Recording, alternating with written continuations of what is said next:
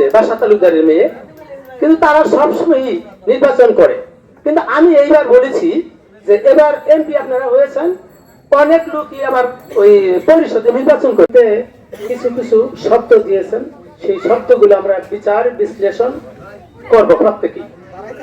যেমন বলা হয়েছে যে জুলুম আলা নূর, জুলুম আলা আসফার। নূর অর্থ আলো, আসফার অর্থ কালো।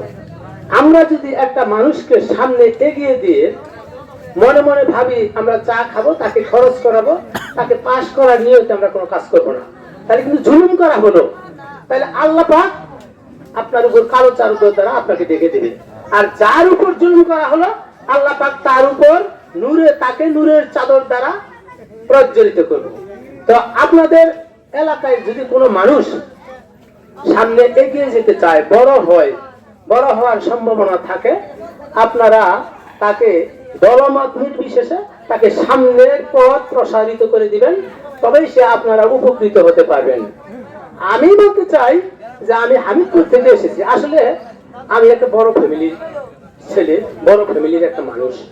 আমার ছোট ভাই আনসার ফারুক ভাই ছোট বোন নিয়েছে। আমি আজ পর্যন্ত নির্বাচন, আমি বিয়ে করেছি তালুকদার ফ্যামিলিতে বাসা তালুকদারের মেয়ে, কিন্তু তারা সবসময়ই নির্বাচন করে। কিন্তু আমি এইবার বলেছি যে এবার এমপি আপনারা হয়েছেন, অনেক লোকই আবার ওই পরিষদে নির্বাচন করবে।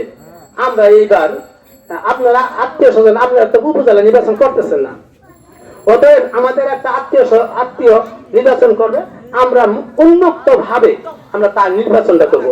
সেখান থেকে লেবু ভাই, ইয়ারুম তালুকদার আরো অনেকেই আমাকে বলেছে ঠিক আছে তোমরা এবার উন্মুক্ত নির্বাচন করো।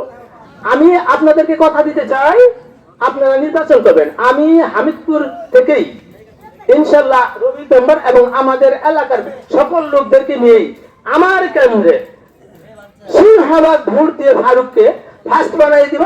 আমার মতো করে আপনারা প্রতিজ্ঞা নেবেন যে আমরা আমাদের কেন্দ্রে ফার্স্ট করে দেবো। এই প্রতিজ্ঞা করে যাবেন আপনারা। আমি আর বেশি কিছু বক্তব্য রাখতেছেন, আমার বক্তব্য এখানে শেষ। আল্লাহ হাফিজ।